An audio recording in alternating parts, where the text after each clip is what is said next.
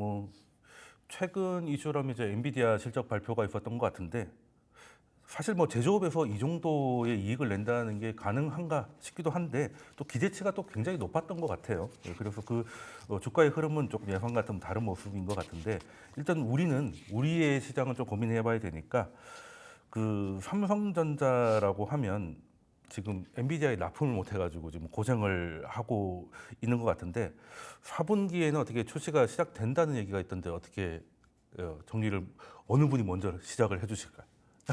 애널리스트 분, 네, 이게 네. 4분기라는 게 참 애매한데요. 아 그거는 그 목표입니까 그냥? 아니 그게 아니라 삼성전자하고 엔비디아가 이제 회계연도의 그 그렇죠. 시작월이 틀리다 보니까 엔비디아의 4분기는 아직 좀 남아 있지만 네. 삼성전자 4분기는 거의 다 끝났기 때문에 네.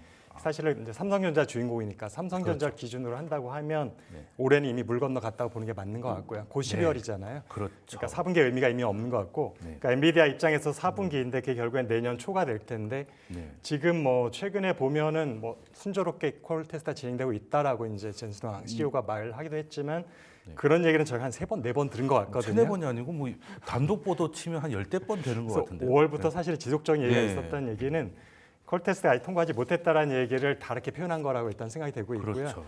그래서 결국에는 어쨌든 올해는 이미 다 지났고 2025년도에 과연 상반기라도 본격적인 양산을 하고 있겠죠. 네. 근데 엔비디아에 납품을 하지 못하는 네. 건데 특히 이제 4세대, 5세대 제품에 대해서 이제 거기 4세대는 사실상 이미 거의 시장이 이제 접고 5세대, 6세대로 가려는 시장이기 때문에 이미 4세대는 이미 잊어버리는 게 좋을 것 같고 삼성전자 5세대라고 할 수 있는 제품에서 얼마나 빠르게 상반기에서도 얼마나 빠르게 엔비디아에 본격 납품할 수 있을 것까 할 거냐. 근데 이것이 저희들이 관심 있게 봐야 될 부분인 것 같습니다. 네. 그럼 센터장님 견해도 한번 들어보고 싶습니다. 저희도 우리 이주환 애널리스트랑 비슷한 견해고요. 네, 그리고 네. 이미 지금 우리 엔비디아에서 듀얼렉 제품이 뭐 네. 일부 발열 이슈 있었지만 이미 해결이 다 해서 해결이 팍스콘하고 다된 퀀타 겁니까? 같은 경우는 네. 이미 클라우드 사업자한테 샘플 공급을 지금 하고 있거든요. 그 말은 그 안에 B200에 우리 HBM3E가 이미 탑재돼서 다 공급이 되고 있는데 네. 지금 그거를 봤더라도 B200에서는 아마 역할을 삼성이 하기는 힘들 것 같고 그리고 내년 2분기부터는 또 B300이라고 해서 그렇죠. 12단이 또 탑재되는 제품 같은 그러니까요. 경우에도 지금 또 우리 하여튼 SK하이닉스는 양산 승인을 받았다고 하니까 이 제품도 삼성이 이제 설령 콜을 받아도 의미 있게 편성할 수 있을지에 대해서는 저희는 좀 하여튼 좀 그러니까 의구심을 지금 가지고 이제 보고 있습니다. 이건 끝나가는데 여기다가 납품해가지고 얼마나 할 수 있겠느냐 뭐 이런 생각을 갖고 있는데 그게 비슷한 견해이신 건가요? 예, 그리고 뭐 다만 이제 이번 네. 3분기 엔비디아 실적에서 알 수 있듯이 실적은 서프라이즈가 나왔거든요. 네. 근데 블랙헬이 없는 상태에서 그렇죠. H200 같은 어떻게 보면 이제 네. 프로덕트 라이프 사이클이 좀 마무리돼가는 제품을 가지고도 서프라이즈가 날 정도로 여전히 AI 데이터 센터에 대한 전 세계적인 그 수요는 왕성하기 때문에 수요는 확실하다. 그런 버퍼 수요들이 나올 때 이제 삼성이 좀 대응할 수 있는 그 정도 역할은 어느 정도는 할 수 있을 것 같은데 그래도 의미 있는 역할은 이번 세대에서는 좀 힘들 것 같습니다. 네, 이번 세대가 사실 뭐 문제가 없었으면 삼성이 여기까지 고생을 안 하지 않았을까 이런 생각을 좀 해보기도 하는데 저는 이제 공부 좀 하다 보니까 지금 엔비디아도 마음이 좀 많이 급한 것 같아요. 예를 들어서 처음에는 이제 엔비디아 입장에서는 하이닉스하고 삼성 양쪽에서 받아야 단가가 유리해질 수 있다 뭐 이런 수준이었는데 이제는 삼성이 공급을 제대로 못 해주면 이것 때문에 엔비디아 공급 자체도 힘들어질 수 있는 병목 현상도 일어날 수 있고 만약에 수요가 정말 진성이라면 그런 거에 대한 리스크도 있을까요? 근데 지금 마이크론도 또 증설을 좀 했고요. 그리고 네. 엔비디아도 또 지금 계속해서 아마 그런 조바심이 네. 사실 블랙의 칩 이슈가 8월에 있었고 그다음에 11월 초에는 이제 듀얼 렉 이슈까지 있었거든요. 그렇죠. 자꾸 이게 이제 온타임이 안 되다 보니까 그런 부분들에 대해서 좀 더 긴장하는 것 같고 HBM에 대해서는 저희가 봤을 때는 뭐 하이닉스도 충분한 준비를 했기 때문에 그렇게까지 긴장하는 것 같지는 않습니다. 그러면은 일단 뭐 수요는 뭐 별 문제는 없는데 그렇다고 삼성이 안 돼서 병목까지는 현재는 걱정할 건 아니라는 그거는 것이고. 너무 삼성 입장에서 보는 것 같습니다. 삼성 입장인 건가요? 저는 그 엔비디아의 수요가 앞으로 계속된다면 이 납품이 제대로 되지 않으면 문제가 생기지 않을까 하는 생각이 한번 질문 드려본 거고요. 그러면은 그래도 지금 젠순환 같은 경우는 이제 계속 이게 희망 고문 비슷한 걸 계속 하고 있지 않습니까? 지난 주말에도 이제 뭐 로이터에서는 좀 안 좋은 얘기가 많았어가지고 또이터다 뭐 이런 얘기도 많이 있었는데 이제는 블룸버그에서 발표가 나서 어제 삼성 주가도 나쁘지 않았던 흐름인 것 같고 이번에는 외국 해외 단신을 보니까 GDDR7 같은 경우는 이제 삼성이 납품을 하게 될 거라는 얘기를 봤는데 그러면 이제 지금까지 힘들었던 게 조금씩 나아지는 건가요? 어떻게 이게 조금씩 하나씩 문제가 해결되고 있는 겁니까? 네. 지금 삼성전자 같은 경우에는 이제 문제가 크게 보면 세 가지 정도의 측면에 있기 때문에 네. 사실은 세 개의 문제들의 이제 솔루션도 각각 다른 양상으로 나타나야지만 이제 투자자들이랄까 여러 많은 분들에 그렇죠. 대한 의구심이 해소될 텐데 파운드리 문제는 여전히 이건 전혀 다른 문제이기 때문에 그렇죠. 이걸 일단 저희가 논외로 하기로 하고 네. 근데 결국 HBM의 문제라고 생각을 했지만 지금 와서는 이제 많은 분들이 공감을 하는 것도 특히 설계 쪽에 그렇죠. 이제 경험을 갖고 있는 엔지니어들 출신들의 얘기를 들어보면 결국은 HBM에 들어가 있는 GDDR 자체의 결함 이슈인 것이 큰 것 같다라는 의견들이 많이 있고요. 그게 결국에는 DRAM 칩 자체에도 문제가 있었다라는 것이 그 HBM과 연결됐다라는 것들이 최근에 들어서 이제 많은 의견들이거든요. 그래서 이제 사실은 DRAM에 있어서 지금 4세대, 5세대가 제대로 전환이 되지 못하고 있는 상황이었었잖아요. 삼성전자 같은 경우가 하이닉스는 굉장히 빠르게 안정적으로 지금 양산의 공급에 들어왔었고 그래서 그 문제들 연장선상에서 HBM 문제도 지금 많은 분들이 설명하려고 하고 있고요. 네. 그러다 보니까 결국엔 두 개의 문제가 DRAM 자체 본연의 경쟁력 문제와 HBM의 퀄테스트 통과하는 문제가 별개는 아닌 것 같다. 결국에는 삼성전자 두 개의 문제가 동시에 해결되지 않으면 완벽한 해결이 아닐 수도 있을 것 같다라는 생각들이 좀 많이 들고 있습니다.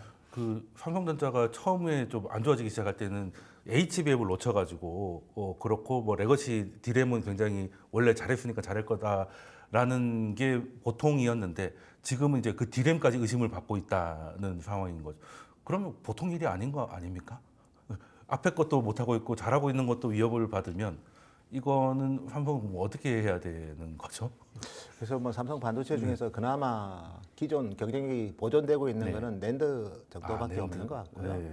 파운드리도 뭐 지금 선단은 선단대로 문제고 또 성숙 공정은 또 중국 기업들이 가격을 많이 또 그러니까요. 공격적으로 인하하고 있고 여기에 디램은 아까 우리 이전에는 제가 얘기한 것처럼 사실 뭐 설계에 대한 그런 계속 좀 이슈가 계속해서 다양한 언론에서 노출이 됐고 그게 실질적으로 영향이 좀 어떤 형태로든 주지 않았을까 그렇게 저희는 추정하고 있습니다. 그러면 사실 그 HBM하고 DRAM이 다른 기술인 줄 알았는데 저희가 잘 모르는 사람들은 근데 애널리스트 분 말씀을 들어보니까 사실은 HBM 문제가 아니라 DRAM부터 문제가 시작됐었을 수도 있다라는 거예요.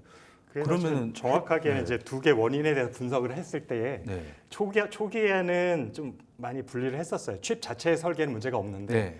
이거를 이제 8단, 12단으로 쌓으면서 결국 패키지 쪽에서 문제일 것 그렇죠. 같다. 네. 그래서 거기에는 이제 삼성전자, SK 하이닉스가 서로 다른 방식을 지금 필링 네. 방식을 취하고 있기 때문에 거기에서 많은 이제 원인들을 찾으려고 했었는데 이제 최근 들어서 DDR 자체의 문제 이슈들이 또 나오기 시작하니까 이제는 HBM 문제도 결국에는 적층의 문제라기보다는 네. 그거 안에 결국에는 HBM이라는 게 원래 그래픽 DDR 아까 말씀 그렇죠. GDDR7에 지금 아마 5나 6 정도가 들어갈 텐데요. 네, 아마 그렇고. 그 제품들을 조금 변형시켜가지고 결국에 스택으로 쌓는 거니까 그렇죠. 결국엔 DDR을 잘 못 만들면 HBM을 잘 만들 수가 없는 구조인 거라는 거죠. 그러니까 조립만 잘하면 어떻게 잘 될 줄 알았는데 부품 자체가 이제 문제가 있게 되는. 그러니까 원래 단일 칩도 성능이 좋아야 되고 또 그렇죠. 패키징도 잘해야 되는데 제가 볼 때는 두 개 다 지금 어려움을 겪고 있는 것으로 보입니다. 그럼 삼성은 소위 말하는 패키징에 대해서는 경험이 별로 없었습니까?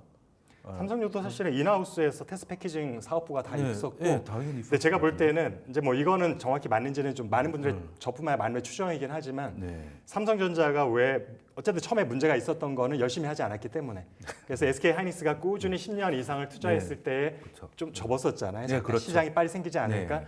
그러니까 이제 빠르게 캐치업하면 될 텐데 왜 빠르게 해결이 안 될까라는 부분에서 네. 많은 사람들이 이제 의구심 품기 시작을 했는데 거기에서 이제 설계 전문가들하고 얘기를 해보면 네. 이게 사실은 갑자기 다시금 이거를 제대로 하고 양산하려고 하더라도 장기간 동안 이 프로젝트에 손을 놓고 있었으면 칩 자체의 설계 공정을 어떻게 따라잡을 수 있는데 그렇죠. 그 칩을 최종적으로 평가할 수 있는 테스트 인프라는 굉장히 많이 열악해졌을 것이다.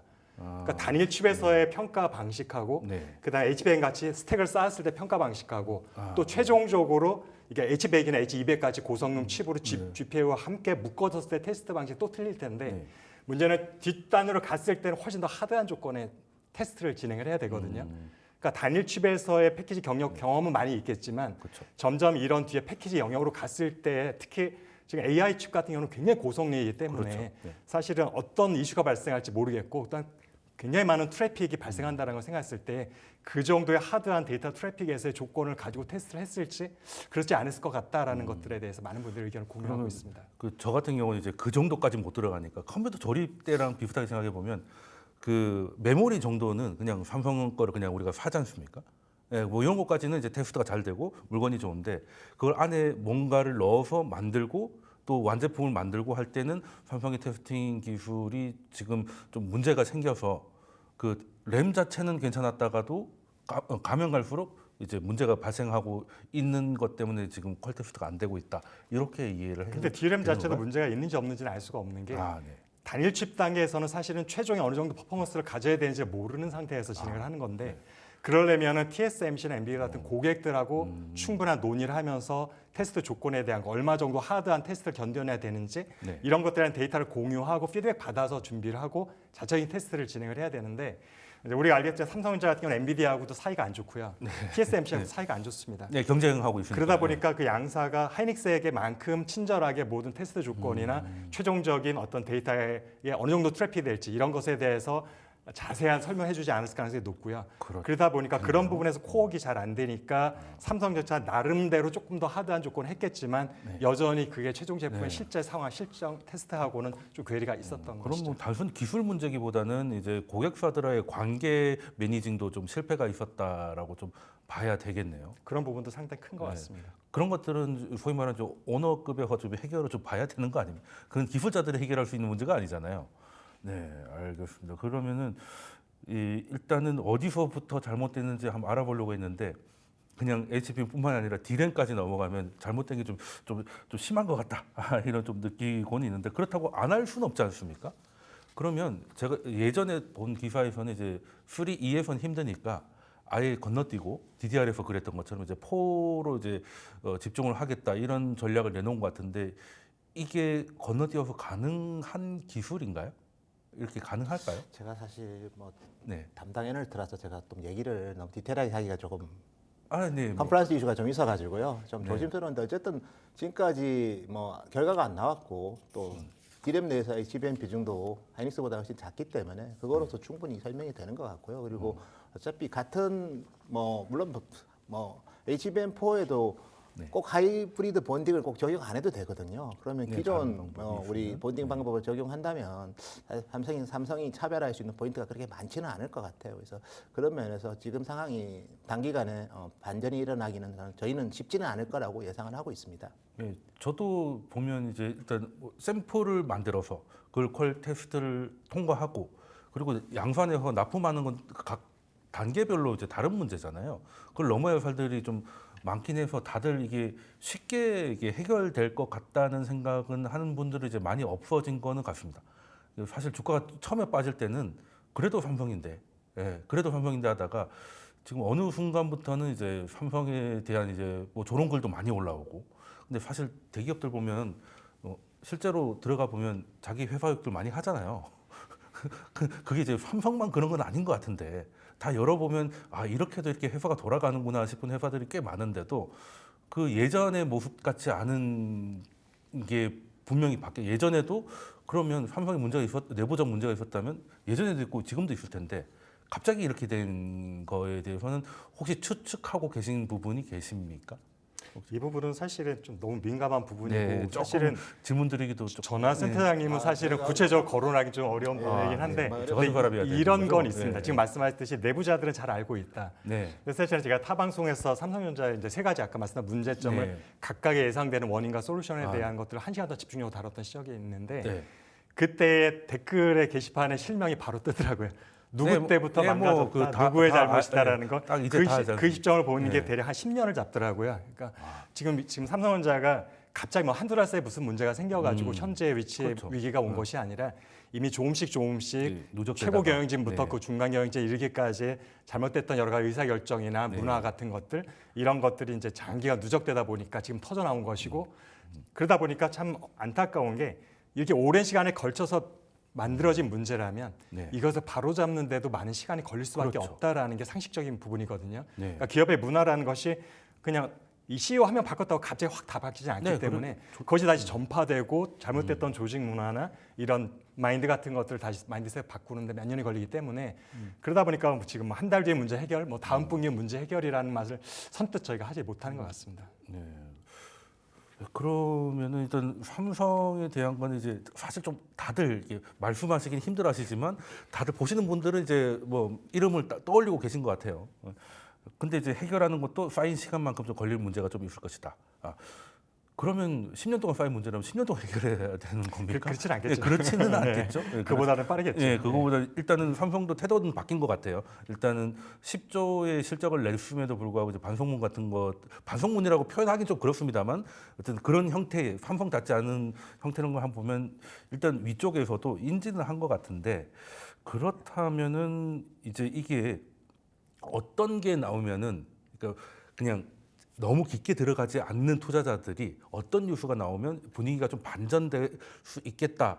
이런 것들 어떤 뉴스를 좀 찾아보면 좋을까? 힌트를 좀 얻을 수 있을까요? 이런 뉴스 나오면 좀 괜찮을까? 단기적으로는 아무래도 지금 네. 최근에도 보면은 몇몇 언론에서 이제 삼성전자 엔비디아 나쁜 소식이 나오자마자 한 네. 3일 정도 급등을 했었던 네, 것들 일단 그게 제일 중요하다 말씀 거죠. 그다음에 뭐 물론 자사주 매입 효과도 그 뉴스도 있긴 있었지만 이런 것들이 단기간에는 아마 작용할 겁니다. 그렇지만 그게 근본적으로 삼성전자에 대한 투자자들의 신뢰를 회복한다고 보기는 어렵기 때문에 네. 엔비디아 납품이라는 거는 지금 사실상 진작에 됐었는데 지연되고 있던 것들이 네. 뒤늦게 되는 거다 보니까 그거에 대한 기대치가 그렇게 높지는 않을 것 같아서 뭐 그러니까 단기간에 며칠 정도의 효과는 있을 것 같습니다만 네, 그게 호재기보다는 정말 악재의 삼성전자에 해소라고 대한 봐야 된다. 외부 투자자들이 다시금 이제 반전해가지고 음. 매수세로 전환할 만한 정도 뉴스는 아닌 것 같고요. 사실 그보다는 오히려 HBM4가 사실은 결국 거기서 승부를 걸어야 되는 거잖아요. 그렇죠. 근데 지금 여기서 약간의 이제 퀘스천이 걸리는 것들은 엔비디아조차도 HBM4를 말로는 곧 바로 할 것 같이 얘기를 하지만 네. 어느 제품에 정말 본격적으로 적용할지가 지금 픽스되지가 않은 상황이에요. 네, 네, 네. 근데 특히 보면 최근에 발열 이슈가 다 문제 해결됐다라고 CEO는 얘기를 하지만 네, 당연히 말을 CEO는 그렇게 그렇게 얘기할 하죠. 수밖에 네, 없지만 그렇겠죠. 네. 근데 대만 쪽에서 실제로 데이터 센터 렉을 만드는 업체들의 얘기에서는 분명히 이슈가 있다라는 것들이 네, 너무 뜨겁다는 거죠. 중론이고요. 그래서 만약에 데이터 센터에서 렉으로 설치하는 이 과정에서 발열 문제 확실히 있다면은 결국에는 그 문제 해결될 때까지는 고성능 칩을 쓸 수 없다는 얘기가 되거든요. 네. 그 얘기는 엔비디아의 칩 자체도 약간 다운그레이드 해야지만 안정성 있는 데이터 센터를 구축할 수 있다는 얘기가 돼서 그렇게 되면 블랙웰의 본격적인 양산기가 조금 지연될 수도 있고 루빈 칩은 더 지연될 가능성이 있는 거고요. 그렇기 때문에 HBM4가 본격적인 양산에 적용된 시점 자체도 같이 연동되어 가지고 뒤로 밀려날 효과 그런 가능성이 있다. 그렇기 때문에 삼성전자가 새로운 시장이 생길 때 거기서 같은 출발선상에 설 수 있으면 그나마 잃어버린 시간들을 거기서 다시 극복할 수가 있는데 만약에 새로운 시장이 생각보다 쉽게 빨리 생기지 않으면 기존의 시장에서 경쟁을 해야 되는 건데 거기서는 이미 격차가 많이 벌어져 있는 상황이라서 이거를 좁혀나가는 건 더 어렵거든요. 그래서 이런 여러 가지 변수가 좀 있는 것 같습니다. 저는 문득 생각한 게 지금은 이제 사실 좀 힘들어졌으니까 새로운 걸 해야 된다. 근데 새로운 게 더 난이도가 높을 수가 있을 것 같으니 지금 엔비디아가 좀 느려지면 삼성전자가 시간을 좀 버는 게 아닐까라는 생각을 좀 했었는데 그건 아니라는 말씀이신 거죠. 제가 볼 때는 오히려 새로운 전환이 될 때가 삼성전자 입장에서는 판을 다시 무언가 짜는 게? 반전을 일으킬 수 있는 오히려 기회가 될 때가 보고 있는 거죠. 네. 그럼 또 삼성전자가 지금 HBM만 보고 있는 곳은 아니니까 사실 더 문제되는 게 파운드리 쪽 같은데 그 이재용 그 회장이 좀 힘을 썼던 곳이 그쪽 아니었습니까? 파운드리 쪽? 2019년부터 네. 사실은 이재용 네. 회장 부회장 시절부터 네. 야심찬 계획을 세웠었죠. 네. 2030년까지 비메모리 분야도 1등을 하겠다라고 하면서 그 첫발을 떼었던 것들이 파운더리 독립사업부를 설치하고 네. 그쪽에 힘을 실어주기 시작했던 건데 처음 한 1, 2년 정도는 좀 효과가 있어서 네. 시장 점유율이 19%를 넘을 정도로 굉장히 좋은 성과가 있었습니다. 그래서 이렇게 되면 곧 TSMC를 정말 그렇죠. 따라잡는 거 저도 아닐까라는 기억이 희망이 납니다. 예. 한 1년 정도 있었던 것 네. 같아요. 근데 그러다가 사실은 다시 시장 점유율이 급격히 하락해서 최근에 10%를 겨우 넘는 수준까지 내려갔고 심지어는 내부 고객에서조차도 그렇죠, 뭐. 엑시노트를 TSMC에서 만들겠다 그 뭐 이런 얘기들이 나오고 있어서 거를 삼성이 안 맡긴다고 하니까 이거는 뭐 너무 이런 악재가 있나 싶을 정도가 되고 그리고 그 사이에 2019년부터 지금까지 그 파운드리 산업에 대한 그 이재용 회장의 리더십 변화가 없었던 것 같기도 해요. 사실은 본인이 개인적으로 여러 가지 사법 리스크 때문에 네, 집중하기 어려운 부분도 있긴 하지만 그럼에도 불구하고 파운드리 산업을 본격적으로 하겠다라고 사업을 결정을 했으면 사실은 좀 첫 단추부터 좀 제대로 전략적으로 그다음에 스터디도 하면서 했으면 좋지 않을까 생각을 하는 것이 제가 볼 때 파운더리 산업과 디램이나 낸드를 만드는 산업화의 차이는 제조업과 수주 산업의 차이거든요. 제가 보면 제조업과 수주 산업의 차이는 같은 제조업 내에서 제품이 달라지는 것보다는 훨씬 더 그 차이가 크다. 그래서 그 차이를 극복하기 위하면 굉장히 꼼꼼한 계획과 전략과 그다음에 사실 스터디 기간이 필요했다고 생각이 되고 있는데 제조업인 디램과 낸드를 잘했으니까 그 기술력으로 파운더리도 하면 되지 않을까라고 너무 쉽게 생각했던 것들이 현재 위기의 그 첫 단추가 아니었을까 생각합니다. 그러면 이제 최 소장님 견해도 한번 여쭤보고 싶은데 지금 이제 우리가 디램 얘기나 HBM 얘기 많이 했으니까 파운드리까지 포함해서 이거의 지금 삼성전자 전략에 대해서 대략적으로 한번 그 말씀 좀 주신다면은. 네, 뭐 낸드 사업은 지금처럼 뭐 낸드까지 훼손되면 안 되기 때문에 기존의 컨트롤 IC에 있어서의 차별화된 경쟁이 있기 때문에 엔터프라이즈 SS 쪽에서는 여전히 삼성 제품에 대한 선호도가 크고요. 또 수익성도 경쟁사보다 높습니다. 그래서 이런 부분들은 계속해서 리더십을 유지해야 될 것 같고 반면에 이제 파운드리 같은 경우에는 저희가 삼성 파운드리가 보통 우리가 지표를 볼 때 캐펙스를 단순 캐펙스 규모는 TSMC가 삼성보다 3배 많습니다. 근데 매출액 대비 캐펙스를 보면 삼성이 훨씬 더 많거든요.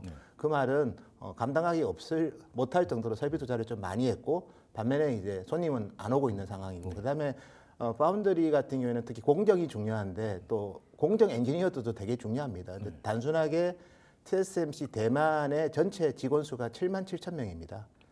삼성 DS의 직원 수가 7만 4천 명인데 그 중에서 파운드리는 뭐 저희가 봤을 때는 뭐 3분의 1도 안 되겠죠. 그 말은 TSMC 대비 5분의 1 수준의 인력으로 TSMC랑 모든 제품나 이런 걸 똑같이 비즈니스를 한다는 거는 그건 상식적으로 말이 안 되는 거죠. 왜냐하면 8인치 성숙 공정, 선단 공정 다 하고 있거든요, 삼성은. 그런데 인원은 TSMC 5분의 1이면 근데 목표는 TSMC를 잡는다. 이거는 말이 안 되는 거거든요, 저희가 봤을 때는. 그래서 기본적인 그런 약간 좀 무모한 계획은 좀 수정이 필요하고요. 당연히 선택과 집중을 해서 그리고 우리가 8인치 파운드리 같은 경우에는 영업이익이 납니다. DB하이텍도 뭐 영업이익률이 20% 가까이 나는데 자세히 뜯어보면 감가상각비가 거의 없어요.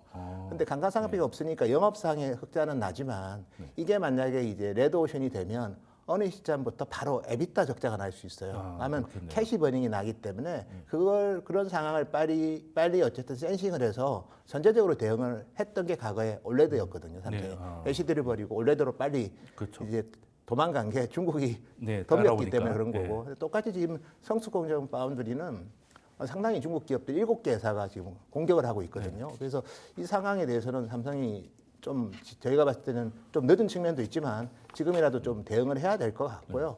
그리고 디램은 어쨌든 한 여러 가지 준비를 못한 게 있기 때문에 그래도 바운드리보다는 극복하는 시간은 좀 짧을 것 같아요. 바운드리는 제가 봤을 때는 해결하는 데는 뭐 디램보다 훨씬 더 많은 시간이 필요할 것 같고 디램은 아마 바운드리보다는 한 정말 노력을 엄청나게 한다면 향후 2년 내에는 어느 정도는 캐치업 할 수 있지 않을까 이렇게 말씀드리고 싶습니다. 빨라도 2년이네요. 빨라도 2년 정도. 빨라도 2년이면은 그래도 주가는 뭐 돌아오는 것만 보이면 또 반응할 수 있는 주가는 뭐 거고. 1년 전에 선행할 수 있기 때문에 그래서 한 1년 정도는 좀 인내의 시간이 필요할 것 같습니다. 주가 관점에서는. 저는 그 파운드리 산업을 좀 보면 이해가 됐던 게 어떻게 보면 이제 이재용 회장이 이제 회장으로 나오면서 이제 주력 산업으로 하면서 왜 그렇게 그 규모와 인력을 이렇게 작게만 가져갔는지 그 돈이 없어서 그런 것 같지는 않은데 너무 쉽게 본 걸까요? 네, 사실 저희가 계산해 보니까 2010년부터 US 달러 기준으로 거의 100억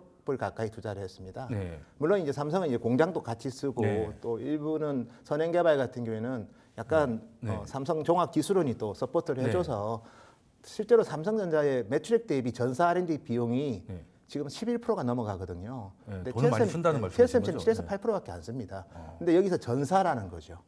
스마트폰하고 TV 포함해서 11%니까 반도체만 분리해서 보면 20% 넘게 쓰고 있고 설비 투자는 매출액의 90% 가까이 하는데 성과가 안 나오기 때문에 이거는 저희가 봤을 때도 뭔가 의미 있는 좀 집도가 필요한 상황이다 이렇게 그러면 말씀드리고 싶습니다. 만약에 제가 이재용 부장의 입장이었으면 그냥 그 시장에서 파운드리를 어느 정도 하고 있는 한 뭐 3위나 한 5위 정도의 기업을 이제 인수해서 이렇게 가는 게 좀 안전한 방법이 아니었을까요? 왜 성숙 그렇지? 공정은 사실은 지금 삼성도 이제 좀 네. 약간 좀 다운사이징을 해야 될 단계고요. 네. 근데 선단 공정에서 사실 10나노 이하를 했던 회사는 그 당시에는 이제 삼성이 그래도 10나노 이하를 했기 때문에 저희가 미래 비전 좀 포텐셜을 본 거죠.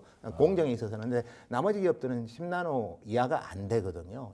그래서 실제로 뭐 중국의 SMIC 같은 경우는 DUB로 지금 7나노를 하고 있고 물론 TSMC도 DUB로 7나노를 했긴 했지만 그래서 뭐 인수할 만한 회사가 당시에는 인수할 회사가 그리고 지금 없었던 같은 건가요? 상황이면 인수 안 하기 잘했어요. 왜냐하면 중국이 7개 회사가 생겨가지고 아. SMIC, 넥스칩 그다음에 우리 뭐 그레이스, HS 그레이스 이외에도 캔세미부터 해가지고 PSW 뭐 중국 기업들이 대규모로 지금 생겨났기 때문에 그때 인수 안 한 게 제가 봤을 때는 나은 것 같습니다. 네, 그러면 지금 파운드리 산업 자체가 사실 뭐 되게 쉬운 상황은 아니군요.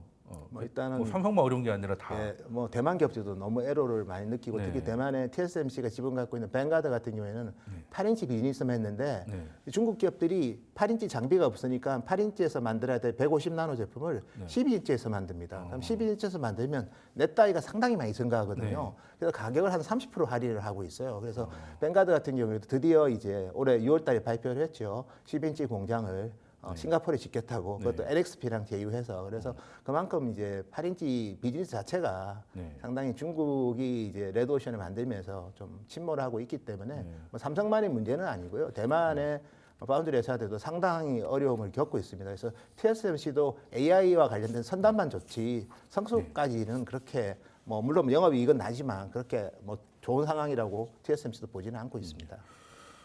그럼 이 파운드리는 역시 이게 지금 우리 다른 뭐 철강이나 이런 것처럼 중국의 공급 과잉 때문에 굉장히 힘든 모습인 건 마찬가지다. 맞습니다. 예.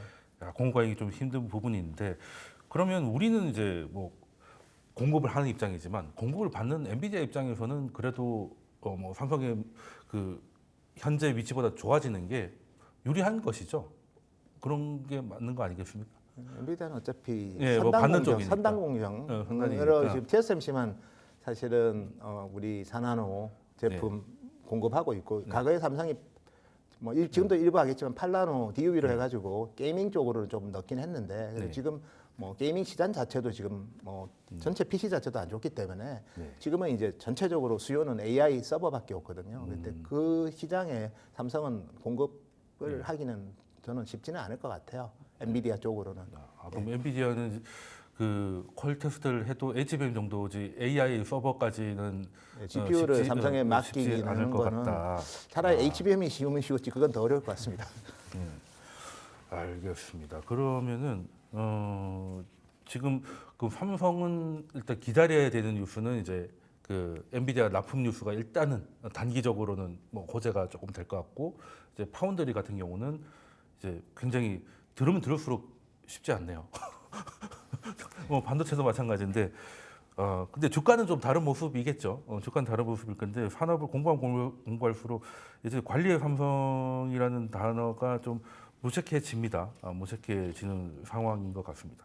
자 그러면은 일단은 삼성전자 얘기를 좀 오래 했으니까 짧게만 조금 정리를 좀 해주시면은 뭐 최대장님과 먼저 해주시겠습니까? 예, 저희는 이제 삼성전자가 그래도 랜드 비즈니스는 잘 하고 있고 그리고 뭐 어쨌든 현금 동원력도 많고 순현금 상태고 그렇기 때문에 또 이런 우려들이 주가에 많이 반영이 됐어요. 왜냐하면 PBR 0.8배까지 내년 기준으로 5만 원 깨지는 시점이 이제 0.8배인데 0.8배는 삼성전자가 받던 밸류에이션은 아니었죠.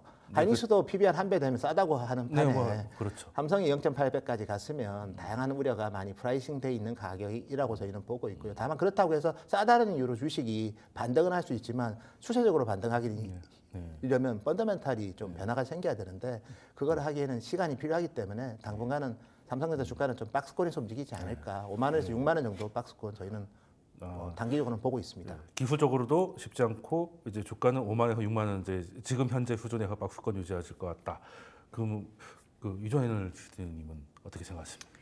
네, 주가에 대해서 일단 올해 연말이 이제 한 달밖에 남지 않은 네. 상황인데 연말에 외국인 투자들이 지금 공격적으로 한국 주식시장에 들어오기 쉽지 않거든요. 그래서 네. 지금 굉장히 긴 시간 동안 외국인들은 계속 순매도를 하고 있는 상황인데 지금 사실은 내년에 대해서 조금 내년 초에 제가 기대를 했던 것들은 이제 미국에서 금리를 피보팅해서 금리 인하가 시작되면서 환율이 조금 하방 쪽으로 방향이 잡히게 되면 외국 투자자들이 한국에 좀 더 들어올 수 있는 요인이 생길 것이다라고 기대를 했었는데 지금 트럼프가 재선이 되면서 환율이 지금 역행을 하고 있는 상황입니다. 그렇죠. 네. 그래서 환율이 만약에 지금 더 고공행진하고 오히려 상방 쪽으로 방향이 잡힌다면은 네. 외국인 투자자 자금이 들어오긴커녕 오히려 빠져나갈 가능성이 더 네. 크거든요. 근데 삼성전자 같은 경우는 아무래도 뭐 개별 기업의 어떤 퍼포먼스를 떠나서 한국 코스피 시장에서 뭐 차지한 비중이 워낙 높이 20% 이상이 되다 보니까 결국엔 지수 종목이라고 할 수가 있어서 그렇죠. 한국 지수, 한국 주식 시장에 대한 포트폴리오가 확대되지 않는 한은 최소한 외국인 투자자들이 삼성전자로 들어오긴 좀 쉽지 않은 상황인 것 같습니다. 그러니까 이제 우리나라의 자금 유입이 돼야 지수 연동성이 높은 삼성전자도 좀 이제 반등을 기대할 수 있겠다. 그렇죠. 그러면 6만 원 역시 5, 6만 원 정도의 박스를 예상하는 것이. 저도 6만 원 근처로 가면은 일단은 예. 그 또 초반에 4만 네. 9천에 산 사람도 누군가는 있을 테니까요. 그렇죠. 차익 실현에 대한 매물에 대한 그게 욕구가 나올 나올 수 거라 생각이 있겠다. 되고 있고 6만 원에서 7만 원 쪽으로 가기에는 뭔가 삼성전자 우리가 알고 있는 여러 가지 문제점 중에 예, 무엇 해결된 하나가 확실하게 해결됐다라는 신뢰가 있어야 될 것 같습니다. 그럼 반등이 나오면 이제 탈출의 기회로 생각. 그런 분들이 제가 볼 때는 많을 것 같아서 예. 그래서 박스권이 오래 갈 수도 있다라는 생각입니다. 네, 알겠습니다. 일단은 다음에 비슷한 질문을 드리면 좀 더 긍정적인 답변이 나올 수 있는 상황을 좀 기대하고요. 일단 그 첫 번째 주제는 마무리하고 이제 두 분 역시 모시고 두 번째 경제 이슈로 한번 들어가 보도록 하겠습니다.